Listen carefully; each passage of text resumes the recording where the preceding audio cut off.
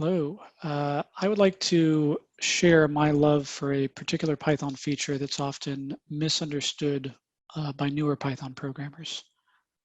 So I'm going to start my screen share here.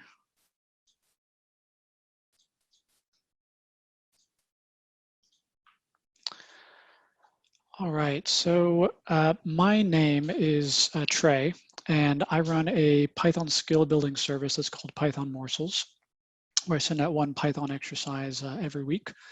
I also do on-site training for teams to help folks level up their Python skills. If you are interested in improving your own Python skills, check out Python Morsels. And if you'd like me to teach Python to your team remotely at the moment, you're welcome to email me. So let's talk about some assumptions before we actually dive in.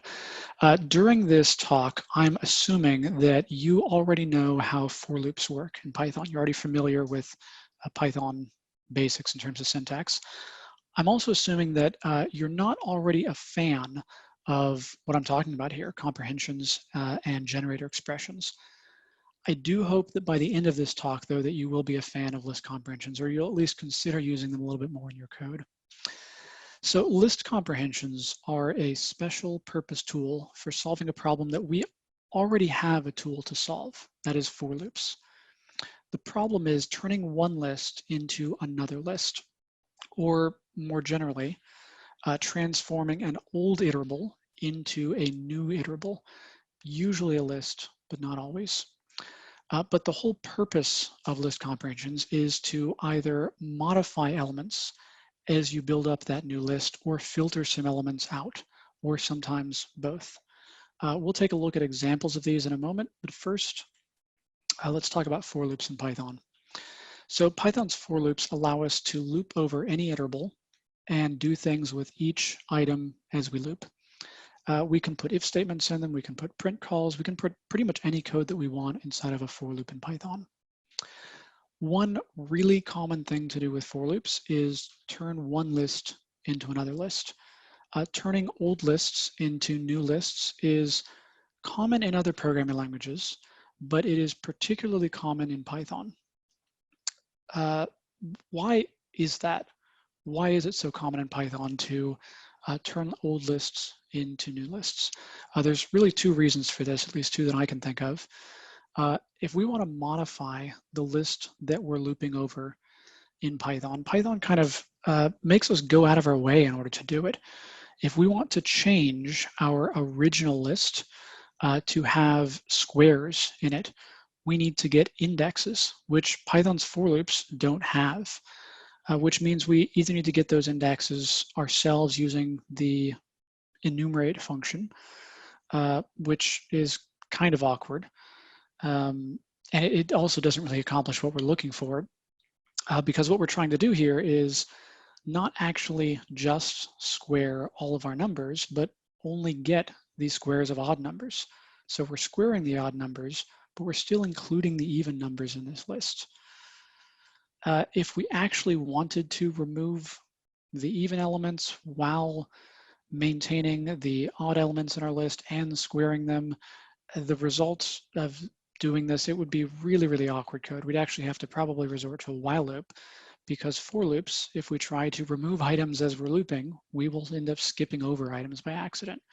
So you don't really see code like this in Python. This is one of the really good reasons that we don't modify old lists very often. We often make new lists out of old lists.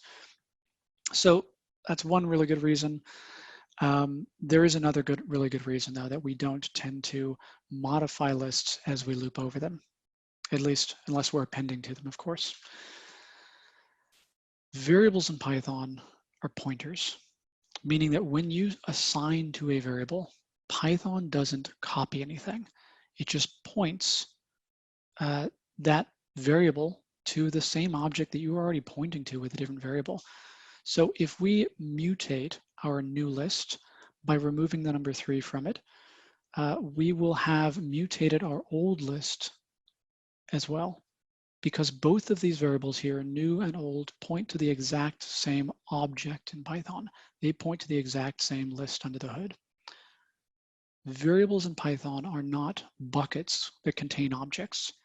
Variables are buckets that contain objects in many programming languages, but that mental model of the world breaks down very quickly in Python.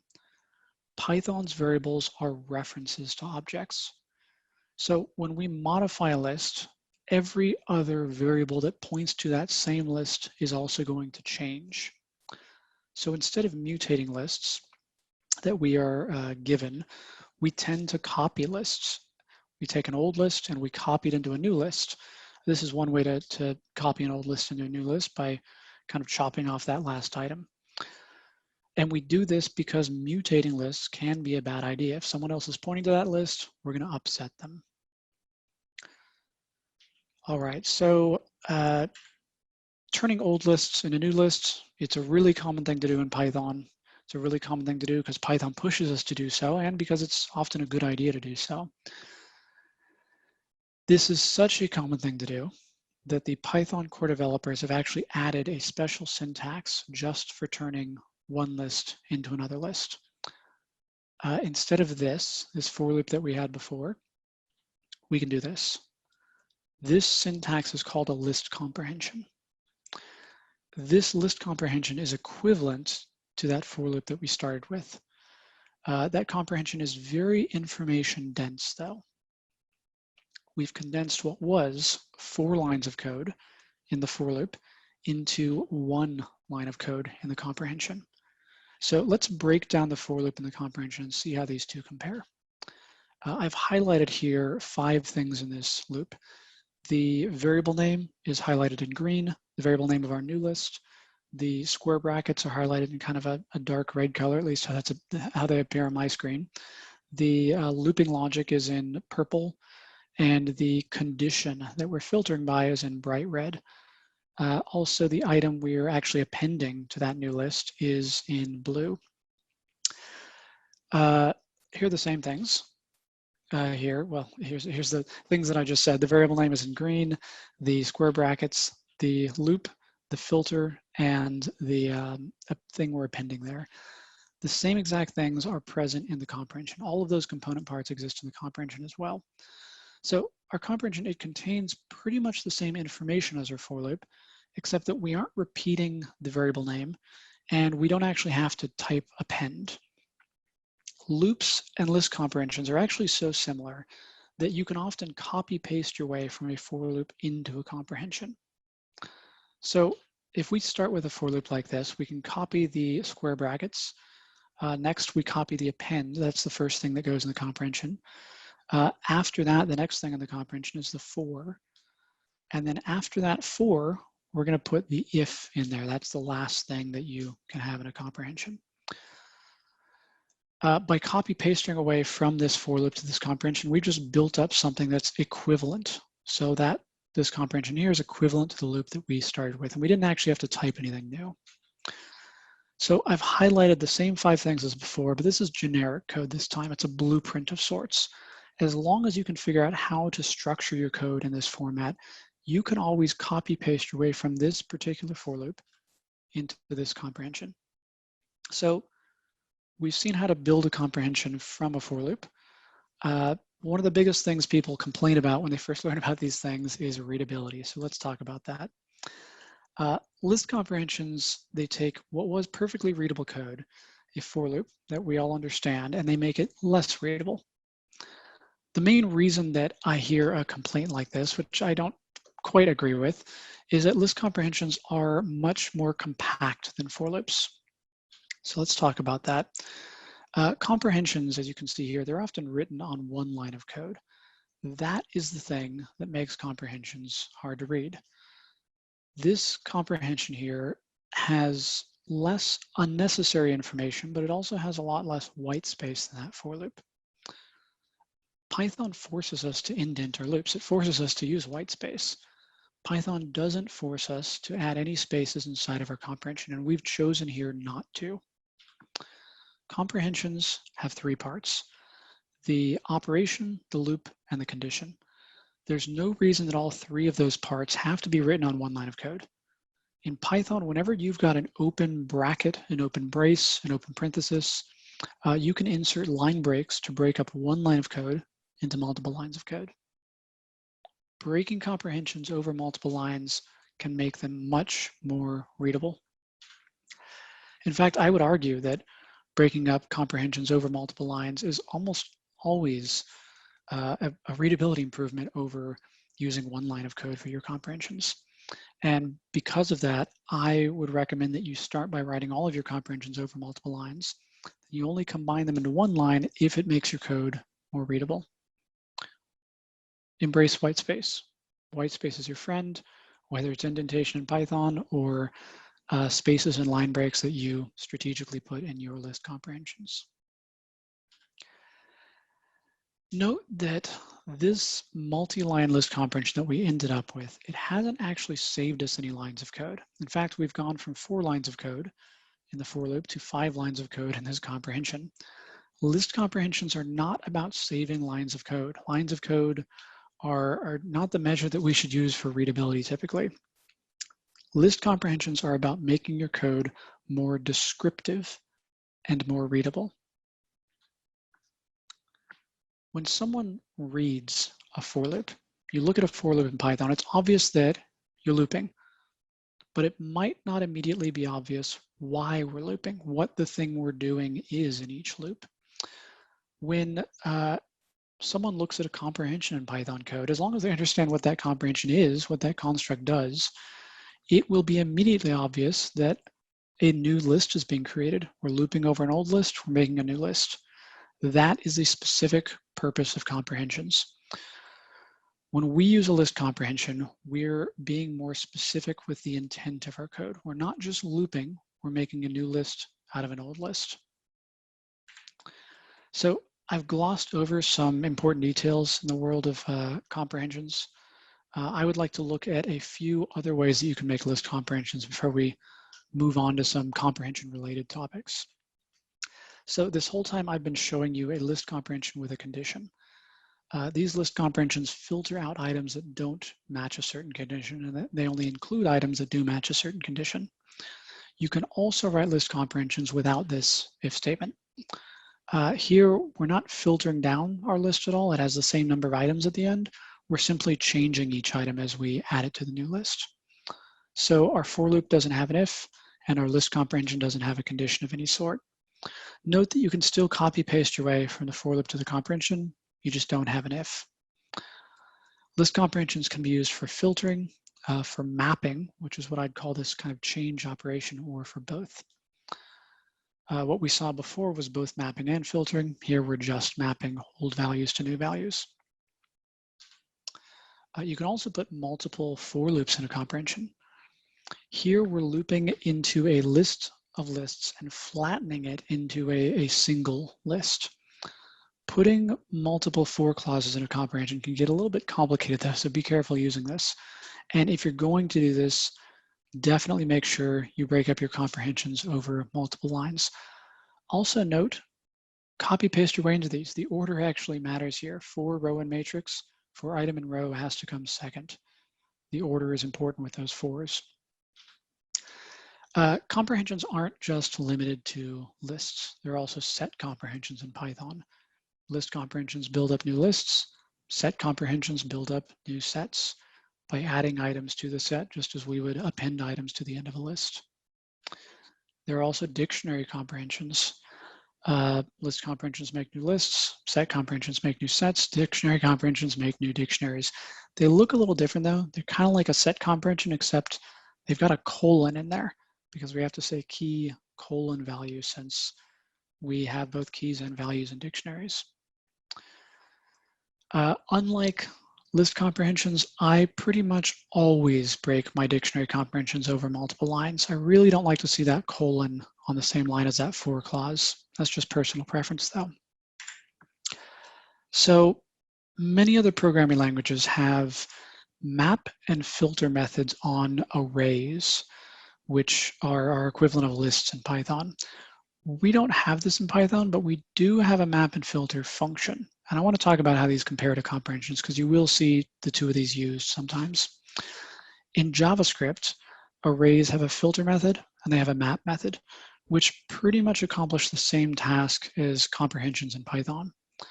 In Ruby, arrays have a select method and a map method, which do the same thing. In Python, this might look like this filter and this map method with lambda functions passed into them, except that this doesn't work in Python. Lists don't have filter methods and they don't have map methods in Python. Instead of map and filter methods, in Python we have a top-level filter function and a top-level map function. So we've got a built-in filter function and a built-in map function, and we need to convert them to lists to see the results from them. Comprehensions are the cleaner alternative to this. This is the way we typically do map and filter in Python. So we don't have map and filter, or rather we do have map and filter, but we don't have the map and filter that other languages do. And instead we tend to use comprehensions. So we've seen the syntax of list, set, and dictionary comprehensions. Let's take a look at some examples of comprehensions, of different types of comprehensions. I'm going to move through these quickly, but you can review these slides later on your own. One of the simplest uses of list comprehensions is to make a new list from an old list while very slightly modifying each element along the way. So here we're just lowercasing a whole bunch of words that were in one list. Now they're in a new list and they're all lowercased. In this example, we're doing something a little bit more complicated. We're checking whether each word is an anagram. And if it is, we're including it in a new list. We're checking if it's an anagram of some other list of words. Note that we're calling a function to do this, because isAnagram is a lot more descriptive if we just put that comparison line, sorted word 1 equals sorted word 2, straight into our comprehension. So we're using a list comprehension to filter down our words to only have the words that are anagrams. This is not a comprehension. There's no comprehension here. This is a for loop with another for loop inside it. We're building up a list of lists. The inner for loop looks kind of like comprehension material though. We could take that empty row list, that new, or rather that new row list, and that append and copy paste our way into a list comprehension. And I put this on one line here. The reason I put this on one line is we could stop here, but we could go further. We could actually take this, and this again looks like the recipe for copy pasting from a for loop into a comprehension. So we can again copy paste the this whole thing into a comprehension. We've got the empty list, the for, and the thing we're appending. So we'd start with the thing we're appending, and we'd stick the for, and we now have a comprehension inside of a comprehension.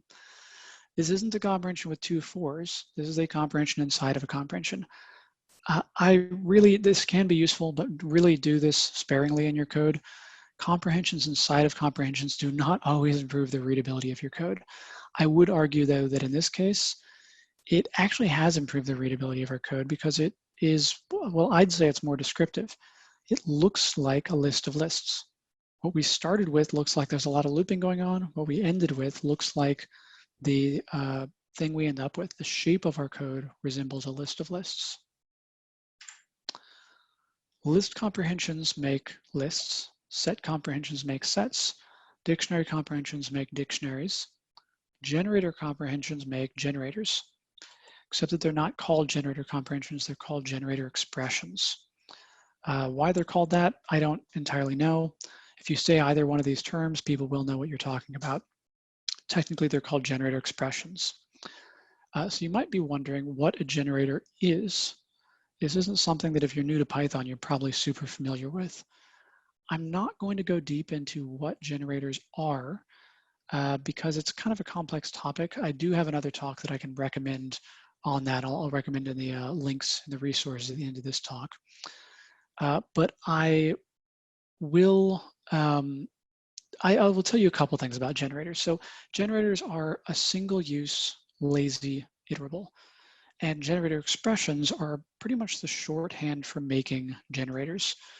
There's pretty much only one thing that I want you to remember about generator expressions at the end of this talk. That is that if you're writing a list comprehension and you're going to loop over your list exactly once, you should make a generator expression instead of a list comprehension. So I'll say that again after I show you how generator expressions actually work. If you write a list comprehension and you change the square brackets into parentheses, like here, you have made a generator expression instead. Generator expressions make generators the same way that list comprehensions make lists. Generators are pretty weird though. Generators don't know how many elements are inside them, so they have no length. You can't index a generator like you could with a list or a tuple, say. Really the only thing you can do with generators is loop over them. And if you loop over a generator more than once, you loop over it a second time here, we're going to get nothing back. It's empty the second time.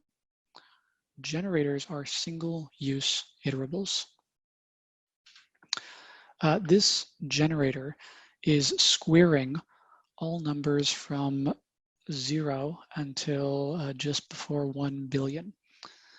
This could take a really long time, and it might fill up my computer's memory, but this generator hasn't actually done any work at this point. So no work has been done until we start looping over a generator, and we can manually loop over them using this built-in next function. Generators compute items as they go. So at this point, only the first 3 items have actually been computed in this 1 billion length generator. Generators are lazy. They only compute values immediately before they give them to you. So you can loop over generators just like lists, but they compute their values inside themselves lazily. Generators are lazy, and they're also one-time use only. The only thing that you can do with generators is loop over them, but only once, because the second time you loop over a generator, it's empty. Generators are one-time use only. Once you've fully looped over a generator, we say that it is exhausted. So generators are lazy, and they're single use, lazy single use iterables. So to be on the safe side, you should loop over a generator as soon as humanly possible. Don't even make a variable ideally to store them, just loop over them right away. The sooner you loop over a generator, the less likely it is that you might accidentally loop over it twice. This particular syntax is such a common thing to do in Python, to pass a generator expression off to another function, that Python actually allows us to remove those redundant parentheses around that generator expression. This is probably the most common way to use generators in Python, or at least generator expressions. You create it, and you loop over it right away. All right, so I'm certain that if you haven't seen generators before, you're probably still fuzzy on what exactly they are, but I hope that you at least understand that after you've created them, you should loop over them immediately. I'd like to reemphasize that rule that I said about generator expressions before. If you're making a list comprehension and you're going to loop over your list once and only once, you should instead use a generator expression. This avoids building up a new list just to loop over it once and then throw it away. So again, if you're using a list comprehension to build up a list that you're only looping over once, use a generator expression instead, so you won't waste any resources building up a temporary list. This really only matters when you get into actually using up more memory, but it's a pretty good rule to get into the habit of. So let's take a look at a couple examples of when you might use generated expressions in your code.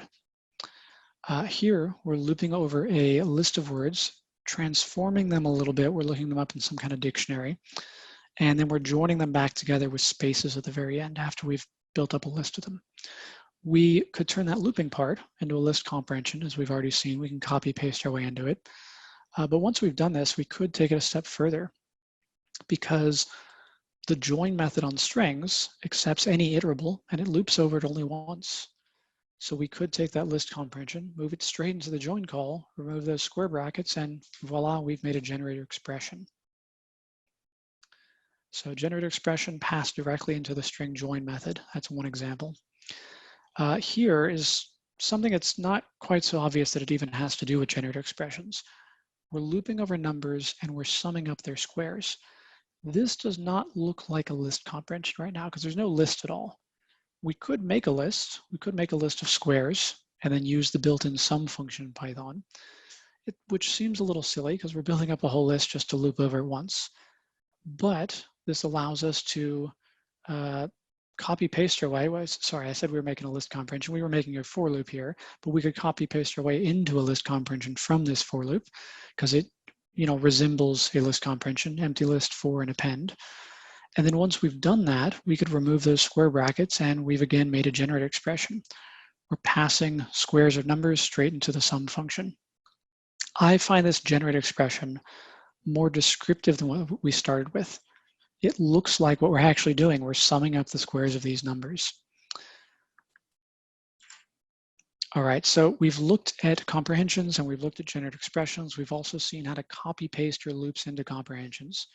But when exactly should you use comprehensions? And is there ever an inappropriate time to use a comprehension? Is it ever a bad idea to use one? So list comprehensions are only useful for turning one list into another list. Don't use comprehensions except for making lists. Comprehensions should only be used for the specific but pretty common in Python use of turning one list into another list. Here we're calling the print function inside a comprehension. We've ended up printing out all these numbers, but we also created a list of none values while we printed these things out. We don't actually care about the none values. We care about the side effect, the printing. Do not call print in a comprehension. In fact, don't put any side effects at all in a comprehension, even if you are making a new list. List comprehension should only be used for turning one list into another list, not for printing. A for loop is great for printing. Here we are looping over a list of tuples and making a dictionary out of them. This actually looks like a pretty good use for a comprehension. To take this for loop and turn it into a comprehension, but Pylint actually as of recently will tell you this is an unnecessary comprehension. It'll complain about that because this is not the best way to take a list of tuples or any iterable of tuples and turn it into a dictionary in Python. The easiest way to do that is the dict constructor. Dict is built into Python and it is specially designed for this exact task, for taking something like a list of tuples and turning it into a dictionary. There's no reason to reinvent the wheel by doing this ourselves. Similarly, we've got a list comprehension here that's looping over lines in a file and putting them into a new list. Whenever you see a list comprehension that's written like this, X for X in something, that's not doing any modification and it's not doing any filtering, this should be a red flag. The list constructor does exactly the same thing. So like the dict constructor before, we can take our file, pass it into list. It's going to do the looping for us and give us the lines in our file. If we can loop over something, we can pass it to list. I would say the list constructor is usually the most idiomatic way, the most Pythonic way to build up a new list rather than a list comprehension. However, on files in particular, there's actually a readlines method. Some people might like this better. I actually personally prefer the list constructor because it's obvious that we're actually getting a list at the end, whereas readlines doesn't necessarily speak to me. It doesn't say you're getting a list out of this. Just as there are some simpler ways to do things in a for loop, for example, using a comprehension, there are also sometimes simpler ways in using comprehensions. For example, the list constructor, the dict constructor. All right, so I have a little visual review here of everything that we've just gone through. I hope that these slides can act as kind of a cheat sheet of sorts. I'm going to run through them quickly, but you can review them later. So this is a for loop that loops over a list of items, does an operation, and appends those items to a new list. Whenever you have a for loop written in this format, you can copy paste your way into a comprehension. That loop is equivalent to this comprehension. This for loop does the same thing as before, except that we're checking a condition to filter out items in a list. We're only including items that pass this condition. Whenever you have a for loop written like this, you can copy paste your way into this list comprehension. The comprehension is equivalent to that loop. This is a loop that checks a condition and builds up a dictionary of key value pairs. This loop is equivalent to this comprehension. You can almost copy paste your way into this, except those square brackets are going to have to turn into a colon in the comprehension there, as you can see. This is a nested for loop that builds up a new list. We're kind of flattening a list of lists into just a list. Whenever you've got code in this format, you can copy paste it into a comprehension that has 2 for clauses inside it. Notice the 2 for clauses remain in the same order as they were in the loops.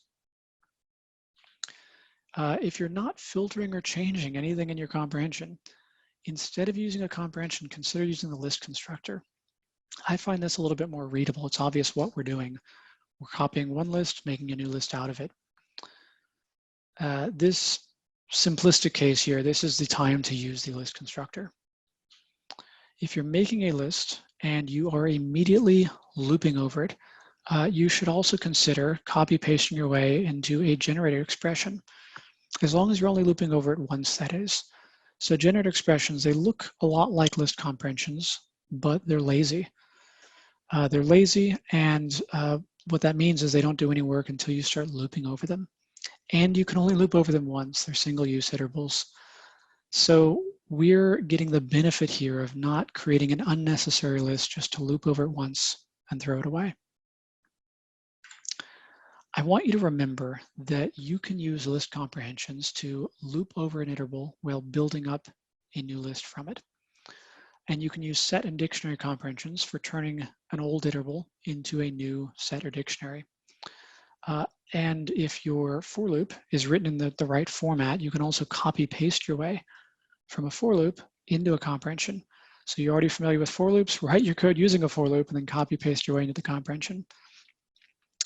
If you ever find yourself making a new list just to loop over it once, you should consider, instead of a list comprehension, using a generator expression. And also, please remember to break your comprehensions over multiple lines of code to improve the readability of your code. White space is your friend. The last thing that I have for you is the resources page, where I've compiled other talks, articles, tutorials, and whatever else I could find on comprehensions, generators, and related topics. You can also find my contact information on that page as well. Thank you.